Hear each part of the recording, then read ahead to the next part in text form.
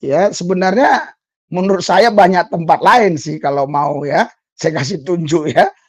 Ya kan? Karena memang ini wilayah pelayanan kita, memang tempat lain banyak. Saya tahu ini tanah pemerintah, siapapun boleh bebas di sini ya.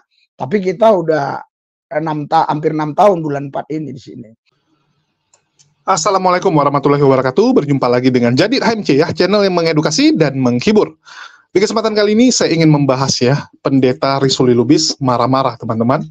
Marah-marah dan memfitnah serta menyebarkan berita bohong dengan mengatakan bahwa umat Islam, orang Islam menggeruduk gereja tanpa tembok. Ya, dia mengatakan bahwa saya membawa orang untuk menggeruduk gereja tanpa tembok. Ini kan pernyataan ngaco ya, pernyataan yang nggak ada dasarnya, karena kita nggak pernah datang ke sana untuk menggeruduk gereja tanpa tembok. Dan sejak kapan juga? Sejak kapan juga tanah yang ada di belakang Masjid Istiqlal, yang notabene itu tanah pemerintah, ya, itu jadi gereja tanpa tembok. Ini luar biasa. Klaim sepihak dari seorang pendeta Risuli Lubis, mengklaim tanah pemerintah sebagai milik dia. Dan ini sudah sangat sering kita lihat. Sebelumnya, tanah di samping kereta api, rel kereta api, yang kita tahu, berapa meter dari rel kereta api itu adalah tanah PT KA, ya, tanah milik PT KA, itu juga diklaim sama Risuli Lubis sebagai gereja murtadin, gereja pinggir rel murtadin. Jadi memang mereka ini sangat suka klaim sana, klaim sini. Semua mereka klaim. Bahkan Tuhannya umat Yahudi itu diklaim juga sama mereka. Bahkan mereka mengklaim sebagai Yahudi rohani. Tuhannya diklaim, bangsanya juga diklaim. Mereka bilang, oh kami Yahudi juga. Tapi kami Yahudi rohani. Nah inilah tingkah laku orang yang suka klaim sembarangan ya. Para Polycardos, Risuli Lubis, memang kelakuannya seperti itu teman-teman. Ya, dia tidak terima. Kenapa tempat dia, periuk dia, tempat dia mencari nafkah, itu didatangi umat muslim. Bahkan dia bilang, umat muslim nggak boleh harusnya ke sini. Nggak cocok lah, ngapain ke sini? Harusnya ke tempat lain, masih banyak tempat lain. Kenapa ke tempat yang sudah dia klaim sebagai gereja tanpa tembok? Ini kan konyol. Ini konyol, siapapun boleh ke sana, siapapun boleh datang membantu. Kenapa pula kami harus minta izin kepada Anda? Anda siapa, teman-teman? Ya, Anda siapa? Terus Anda fitnah. Itulah saya malas ya. Kalau mau dibilang, yang main kekerasan selama ini siapa? Coba dicek. Saya datang sama Hilman berdua, hari Jumat. Ada videonya. Hari Minggu saya datang sama Kores, sama Bang Handi. Ada buktinya. Yang lebih ramai itu kamu. Kamu kalau datang bawa istrimu, bawa anakmu, ya, bawa anggotamu, lebih ramai kalian. Itu kamu, Risuli Lubis. Harusnya Anda tobat lah. Saya kadang-kadang bingung lihat satu pendeta satu ini ya, mengeluarkan statement selalu nggak ada dasar. Kalau saya ngomongin dia itu semua fakta. Contoh, mantan maling motor. Memang iya kan? Ya, ada buktinya. Terus membuat orang bingung. Khotbah-khotbah dia, pernyataan dia membuat orang bingung, ada buktinya. Bahkan polisi yang bingung. Ya, siapa Yesus Tuhan? Bukan Tuhan gitu kan? Pening polisinya. Polisi yang Kristen bingung dengar penjelasan dia. Itu fakta. Kalau kita kan ngomong apa adanya. Bahkan saya memuji ya. Saya memuji kecerdikan dari Risuli Lubis yang melihat peluang. Karena dia sadar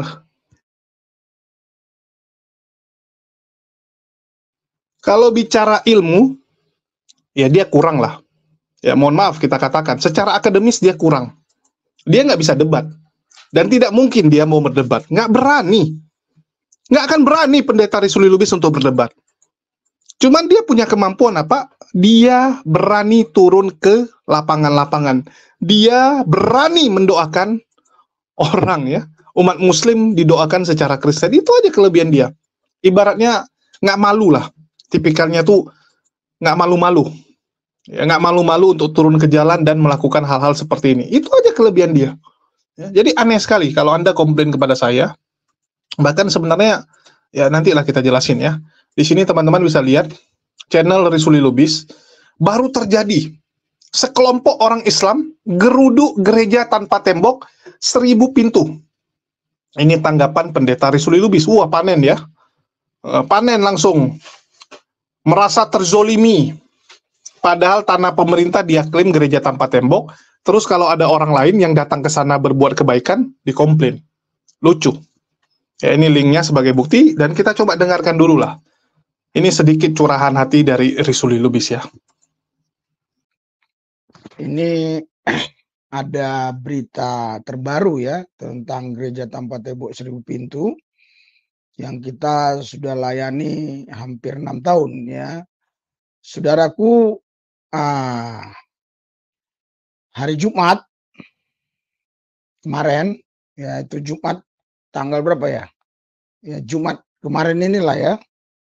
Nah, 19 itu ada sekelompok orang atau ada beberapa orang ya itu datang ya ke gereja tanpa tembok ini ya untuk apa ya, intervensi pelayanan ini, dan mereka mengumpulkan beberapa orang yang ditemui mereka di sana ya, saudara, ya karena mereka ya mengatakan kita ini apa ya, Indomisasi ya, Kristenisasi mungkin kurang lebih begitu ya. Ya, kemungkinan Indomisasi dan yang lain-lainnya ya. Nah, saudara, Bapak Ibu sekalian, kita tetap setia ya melayani mereka karena mereka ini memang tidak ada yang kita paksa untuk datang.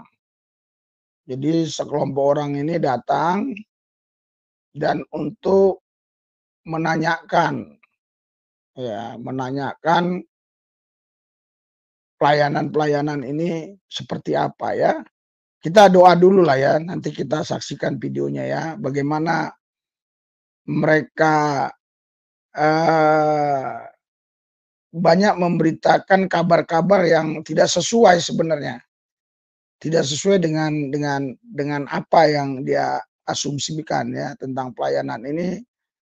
Ya tujuannya saya tidak tahu persis apa tujuannya. Yang jelas memang ya, dugaan saya mereka tidak senang dengan pelayanan ini, supaya pelayanan ini tutup.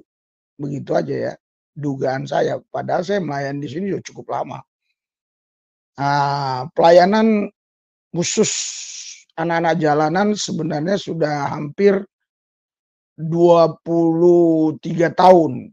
Ya, tetapi itu dulu dimulai dari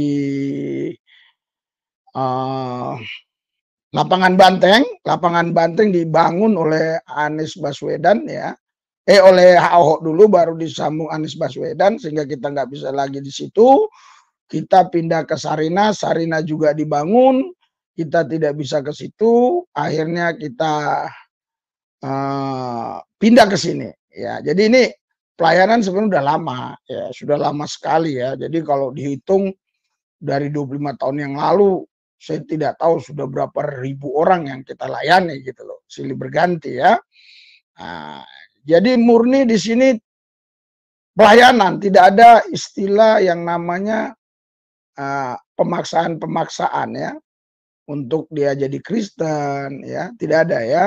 Tapi kita melayani mereka ya, jika memang mereka tersentuh hatinya terus percaya Tuhan ya, kita mau bilang apa, yang penting tidak ada pemaksaan ya. David si jabat kok seperti binatang saja, dikit-dikit main geruduk ya, saudara. Mereka ini datang ya tiba-tiba. Jadi kita dapat beritanya ya. Jadi langsung kita adakan inspeksi mendadak waktu itu malam hari ya. Kita nggak pernah kasih Indomie. Coba tanya mereka. Emang siapa ini si Julius ya. Ini saya lihat suka berdusta, suka berbohong si Julius ini. Suka berasumsi menurut apa yang ada di pikirannya aja asal ceplas-ceplos ya. Saya mau pertanyakan urusan dia masalah di Medan itu udah selesai belum ya? Ya coba nanti saya ke Medan ya. Ya kalau ada waktu saya mau ke Medan. Ya saudara coba saya tanyakan di sana ya. Kapolrestabesnya itu ya, yang baru sekarang ya. Ya saudara, saya tidak tahu apa tujuan dia kemari ya. Apa tujuan dia kemari? Saya tidak tahu ya. Ya saya enggak salahkan orang kalau ingin mau berbuat baik kepada siapapun. Bagus, tapi jangan itu mengurusi pelayanan orang lain dengan asumsi-asumsi yang dibangun oleh diri sendiri. Ya, coba kita lanjutkan apa yang dia bilang. Sembako serta amplop ya. Di mana itu channelnya apa?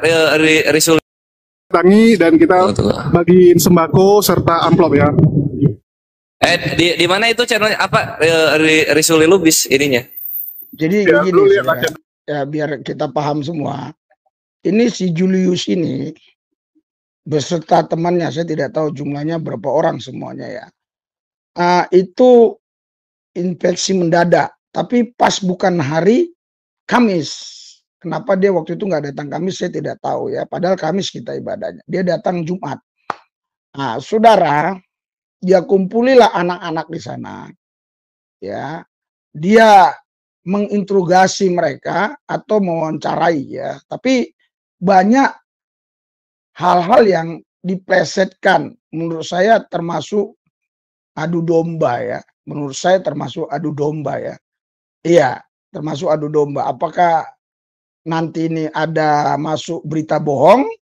Bisa ada masuk berita bohong. Saya coba ya konsultasikan dengan teman saya ya.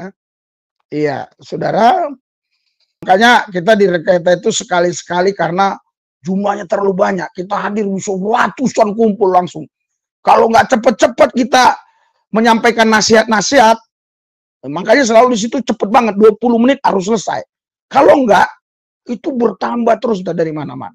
Nah, jadi saya bersyukur ya, kalau kalian datang dengan melakukan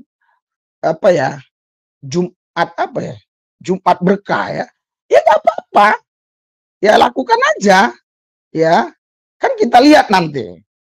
Ya, kalian lakukan Jumat berkah, ya sebenarnya menurut saya banyak tempat lain sih kalau mau ya, saya kasih tunjuk ya, ya kan, karena memang ini wilayah pelayanan kita, memang tempat lain banyak. Saya tahu ini tanah pemerintah, siapapun boleh bebas di sini ya, tapi kita udah hampir 6 tahun bulan 4 ini di sini. Nah, dan juga kadang dari gereja lain juga ya saya dengar ada gitu loh kadang ya. Ya, tapi kalau kita memang aktif, udah namanya gereja tanpa tembok 1000 pintu, berarti mau hujan, mau apapun aktif. Bahkan kita lakukan pernikahan di sini. Ya, kita lakukan pernikahan pernah di sini. Saya ingat sekali 2 kali ya pernikahan di sini, dan juga ada yang kita nikahkan di gereja. Jadi dia tidak terima, teman-teman. Dia tidak terima karena dia merasa itu tanah dia. Dia merasa itu milik dia ya. Nah, inilah sifat-sifat orang yang arogan, ya, semi-semi preman kalau saya bilang.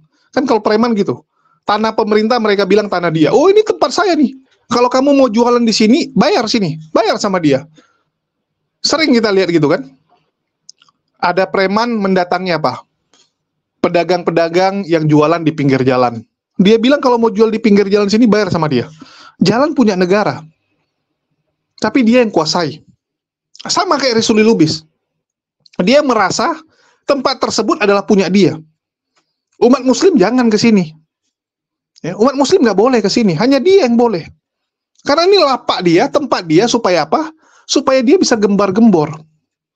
Supaya dia bisa menjual kesedihan orang-orang di sana. Dan itu yang kita cegah. Jangan sampai saudara-saudara muslim kita dieksploitasi. Kemiskinan mereka, kesusahan mereka dieksploitasi oleh Risuli Lubis. Ini yang kita lawan. Dan di video saya sangat jelas. Di video saya sangat jelas, sangat clear saya katakan apa. Kita datang ke situ, yang kita bicarakan kemanusiaan. Jumat berkah. Kan begitu. Risuli Lubis bertanya, kenapa saya ke sana hari Jumat, bukan hari Kamis saat dia datang? Kan begitu. Udah jelas-jelas yang saya katakan, kami lakukan Jumat berkah. Namanya Jumat berkah ya dilakukan hari Jumat. Kalau saya lakukan Kamis, ya Kamis berkah. Gimana sih? Dan memang saya ke sana nggak mencari Risuli Lubis. Saya ke sana membantu saudara-saudara saya yang kekurangan. Saya ke sana untuk menguatkan akidah saudara-saudara saya. Nggak ada hubungan dengan Risuli Lubis. Kalau saya mau ya menggerebek seperti yang disampaikan Risuli Lubis, maka kita akan lakukan hari Kamis. Maka kita akan lakukan saat Risuli Lubis datang. Dan kita akan lakukan dengan banyak orang. Itu namanya baru menggeruduk. Kan begitu. Selama Anda tidak melakukan pelanggaran hukum, kenapa takut? Kenapa Anda harus takut? Yang jadi pertanyaan, kenapa Risuli Lubis takut? Ya, takut didatangi umat muslim. Apakah Anda berbuat kesalahan? Coba saya tanya. Kalau Anda tidak salah, ya silakan. Silakan, kenapa takut? Malah saya curiga. Jangan-jangan Risuli Lubis sadar bahwa yang dia lakukan ini melanggar hukum. Karena kita tahu di Indonesia tidak boleh mengajak orang yang sudah beragama untuk ikut keyakinan dia. Kita ingat bagaimana senior dia, Beluku Suntur Saifuddin Ibrahim, masuk penjara lantaran mengajak supir taksi yang notabene Islam untuk jadi Kristen. Jangan sampai Pak Risuli, jangan sampai. Ya, saya ke sana dengan niat ingin memastikan saudara-saudara saya jangan sampai terpengaruh, jangan sampai menjual iman mereka hanya demi sembako dan uang. Saya hanya memastikan itu. Dan sekali lagi, saya cuma memastikan itu, dan selanjutnya saya serahkan kepada Ormas Islam, yayasan-yayasan Islam. Dari awal saya sudah sampaikan, tujuan saya buat konten ini untuk membuka mata saudara-saudara muslim saya, bahwa banyak saudara-saudara muslim kita di luar sana yang kelaparan, yang hidupnya susah, yang menjadi target para misionaris. Ini yang saya gugah. Saya ketuk pintu hati saudara-saudara muslim saya. Jadi aneh sekali kalau Anda komplain. Konten saya murni ingin mengetuk hati saudara-saudara muslim. Ingin membangunkan saudara-saudara muslim dari tidur. Selama ini berpikir, wah, Islam mayoritas aman. Ya, Islam besar, ngapain gitu kan? Dan mereka nggak lihat bagaimana di lapangan, bagaimana banyaknya orang-orang licik yang menjual agama mereka, memasarkan agama mereka dengan cara menjelek-jelekan agama lain. Ini yang kita lawan. Ya, ini yang kami lawan. Anda harus tahu itu. Terus Anda tanya, kasus saya bagaimana? Kasus saya berjalan dengan sangat baik, Pak Risuli. Kalau Anda dengar ini, kasus saya sangat baik. Dan kita berhasil membuktikan. Banyak sekali temuan, kecurangan-kecurangan yang dilakukan oleh para Polycardos yang dengan segala cara ingin mencelakai saya. Siap-siap balasannya. Ya, saya katakan, siap-siap balasannya. Lakukanlah banyak kecurangan. Kalian pikir Allah tidur. Allah tidak tidur. Semua niat busuk kalian ya, tidak akan pernah bisa terjadi kalau Allah tidak mengizinkan. Karena yang kalian lawan Allah, pemilik seluruh alam semesta. Mau seberapa banyak uang kalian, seberapa kuat backing kalian, seberapa kuat roh halus yang kalian suruh, nggak akan bisa. Mau kalian santet, mau kalian kutuk atau apapun lah, selama Allah yang menjaga saya, nggak akan bisa. Ini saya ingatkan buat para Polycardos yang berniat untuk mencelakai saya. Ya, silakan dicek ya, buat Pak Risuli Lubis. Terus Anda menanyakan, kenapa saya memilih tempat tersebut? Ya, kenapa? Sudah jelas saya katakan di video saya sebelumnya. Karena Anda ke sana dan Anda ya menjelaskan iman Anda kepada saudara-saudara muslim. Kami ingin agar saudara-saudara muslim kami di sana sadar gitu. Jangan terlena. Jangan terlena dengan sembako, jangan terlena dengan uang yang diberikan. Itu aja. Jadi kalau Anda tanya, loh pilihlah tempat lain. Kenapa tempat saya? Karena saudara kami sedang kamu incar. Sedang kamu coba goyang iman mereka. Masa kami menguatkan iman mereka salah? Apa negara ini, teman-teman? Coba saya tanya. Dia mencoba menggoyah iman saudara kita. Terus kita menguatkan iman saudara kita salah. Kita yang salah dibilangnya. Kita yang dipersalahkan. Ini kan konyol. Ya, ini konyol. Dan alhamdulillah, Bang Zuma ya, lewat Yayasan Apologet Islam Indonesia, itu berjanji kepada saya, dan berjanji kepada khalayak juga, para penonton, bahwa akan turun ya. Akan turun untuk mengecek keadaan dan memastikan. Ya, memastikan bahwa jangan sampai ada saudara kita yang terkecoh oleh Risuli Lubis. Ini janji Bang Zuma. Dengarkan.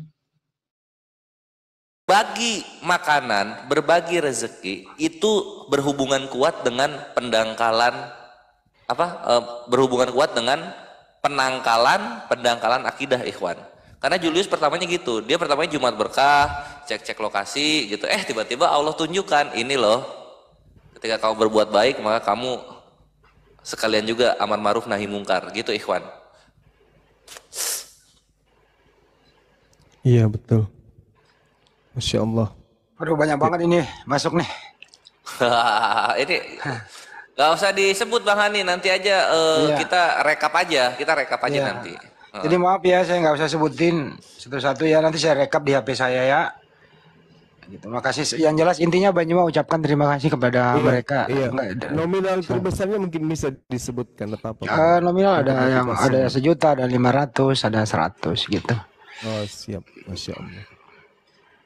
Luar biasa sahabat-sahabat. Nah inilah ya kekuatan daripada umat Islam. Kita buktikan bahwasanya teman-teman yang ada di sana tuh itu bisa kita bantu kalau hanya sekedar nasi dos, habis itu didoakan dengan doa-doa yang di luar daripada keyakinannya. Kita umat Islam juga bisa. Bahkan saya berharap kalau ini bisa terrealisasi dalam jangka panjang. Itu kena ngapain? Oh iya, Bruna. Tapi kita siapkan posko di sana untuk makan gratis bagi teman-teman yang ada di situ. Betul. Allahu Akbar. Mantap. Iya. Jadi dari unit dakwah nanti ke depannya unit dakwah kita siapkan beberapa pendakwa yang ada di sana. Di samping mereka itu kita siapkan posko untuk makanan gratis bagi teman-teman yang tadinya didatangkan hari Rabu, hari Kamis. Kalau perlu kita setiap hari makan gratis di sana dengan diikuti dengan kajian-kajian akidah. Itu penting kemudian. Insya Allah akan ada banyak ya saudagar-saudagar Muslim di negara ini, di negara kita yang kita cintai ini, yang mau kemudian mengambil bagian daripada itu. Nanti akan muncul kemudian pengusaha yang memperhatikan kemudian tentang akidah saudara seimannya. Sangat boleh jadi kemudian ada di antara mereka yang akan mengambil anak-anak mereka yang kurang mampu untuk dijadikan sebagai anak angkat, disekolahkan dan seterusnya. Jadi jangan khawatir teman-teman, insya Allah ini bisa terrealisasi saatnya kita bangun. Dengan adanya api ini kita melihat bahwa ya Islam di negara kita ini harus bangkit dan menjadi bagian daripada yang dibutuhkan oleh saudara-saudara Islam itu sendiri, terutama yang akar rumput ini yang di bawah ini. Ya gitu ya sahabat-sahabat. Ya silakan dilanjut lagi. Siap. Oke, mungkin ada lagi yang mau disampaikan, kita closing dan kita lanjut berdialog lintas iman. Iya. Gimana? Saya sih rencana insya Allah ya dalam waktu dekat kalau tidak ada halangan, saya sendiri akan turun ke sana. Mau bertemu dengan si Lubis, saya ingin ketemu dengan beliau pada saat beliau itu sedang membohongi masyarakat Islam di situ. Saya ingin hadir di sana untuk ajak beliau diskusi di depan jemaat. Ini janji saya ya, insya Allah suatu saat nanti saya akan dalam waktu dekat ini, kalau tidak ada halangan, Tentukan hari di mana Lubis ada di situ, saya akan hadir dan saya akan buktikan. Jangan kau tipu orang-orang yang sudah beragama dengan nasi bungkusmu itu. Masya Allah. Masya Allah. Mantap Gurunda. Harinya kami udah udah pegang. Sampaikan aja, bilang Bang Suma mau ketemu Bang Lubis, si Lubis, tapi di depan jemaah-jemaah ini, di depan masyarakat yang ada di situ. Tapi dengan catatan kita juga harus tampil di atas dan lebih daripada yang mereka berikan. Masya Allah. Masya Allah. Siap mendampingi. Semua live kan. Jadi kita pertama pendeta Lubis ini kita harus ajak diskusi di situ juga. Anda datang ke sini mendoakan orang yang sudah punya agama, buktikan agama Anda benar dengan berdialog dengan kita ini yang apologet. Ya itu Bang Zuma yang ngomong ya, bukan saya. Jadi siap-siaplah pendeta Risuli Lubis. Siap-siaplah Anda. Ya. Jangan nanti Anda kabur kalau ketemu Bang Zuma. Buktikan kepintaran Anda. Karena selama ini kita lihat di gereja Anda, terus di tempat yang Anda klaim ini, Anda putarkan video Bang Zuma, terus Anda sok-sok menjawab segala statement Bang Zuma. Buktikan di depan mereka. Anda bisa jawab atau cuman terdiam nantinya. Ya, silakan dibuktikan. Jangan sok-sok gaya, Pak. Kita nggak masalah Anda lakukan ini. Bahkan saya mendukung. Ya. Saya mendukung kalau ada orang-orang Kristen yang tergerak membantu saudara-saudara kita. Tetapi jangan bawa-bawa agama. Jangan iming-iming lewat agama. Ini yang nggak baik. Saya sangat mendukung kalau ada orang yang berbuat kebaikan. Bahkan saya mengkritik internal Muslim. Berkali-kali saya katakan, kita lebih rame, kita lebih banyak, ya, kita mayoritas. Tapi efek yang kita timbulkan, kok kalah sama sebelah.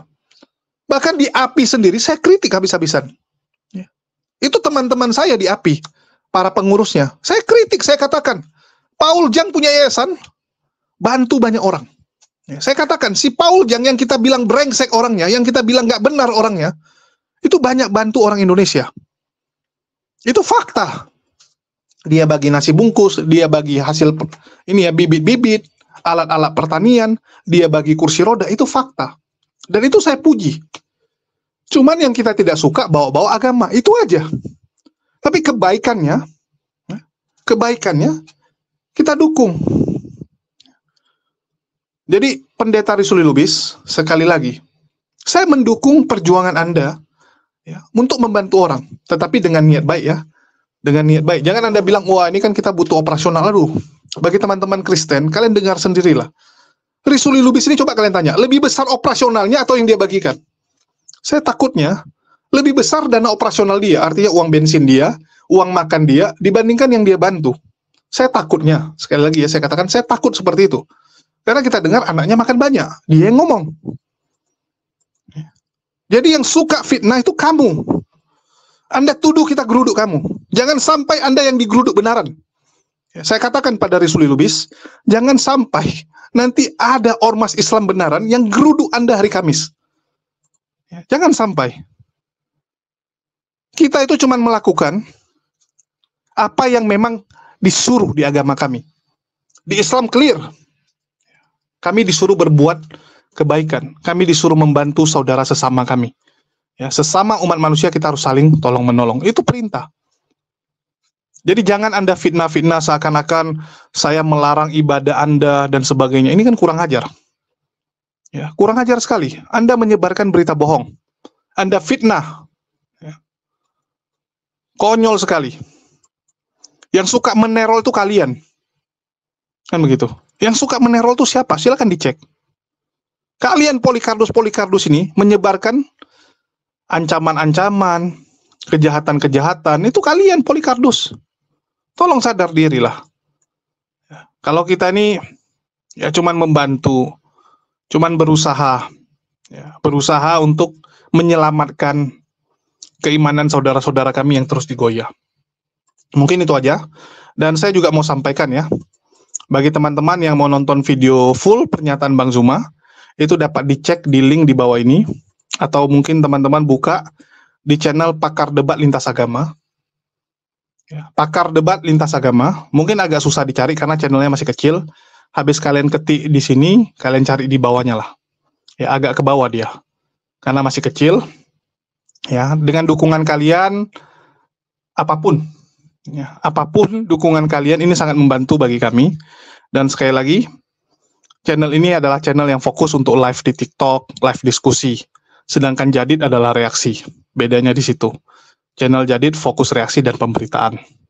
Dan bagi teman-teman, ya, jangan lupa juga kita juga menjual merchandise bagi teman-teman yang tergerak untuk membeli merchandise.